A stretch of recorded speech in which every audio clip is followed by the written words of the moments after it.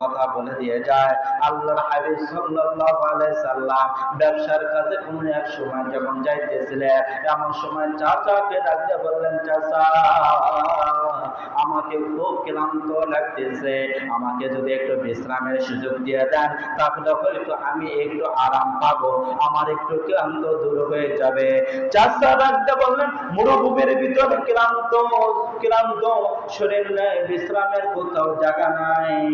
মরুভূমির ভিতর উত্তপ্ত রোদের তাপ, এখানে কোথায় তুমি বিশ্রাম নিবা, এখানে কোথায় তুমি রেস্ট করবা, কোথাও তো জায়গা নাই। চাচা ডাক দিয়া বলতেছেন, কোথাও জায়গা নাই, চলো সামনের দিকে চলো, গন্তব্য স্থানে যে তুমি একটু বিশ্রাম নিও। আল্লাহর হাবিব সাল্লাল্লাহু আলাইহি সাল্লাম ডাক দিয়া বলেন, ওই যে দেখা যায় একটা গাছ, ওই গাছের নিচে যদি একটু বসতে পারে, ওই গাছের নিচে যদি একটু আরাম করতে পারে তাহলে হয়তো ভালো লাগবে। আল্লাহর হাবিব সাল্লাল্লাহু আলাইহি সাল্লামের এই কথা শোনার পর ডাক্তার বলতেছেন, ওই গাছ তো একটা মৃত গাছ, ওই গাছের তো কোনো পাতাও নাই, কোনো ডালও তেমন নাই, ওই গাছের নিচে যদি তুমি বসো, বসার দ্বারা কোনো ফায়দা হবে না।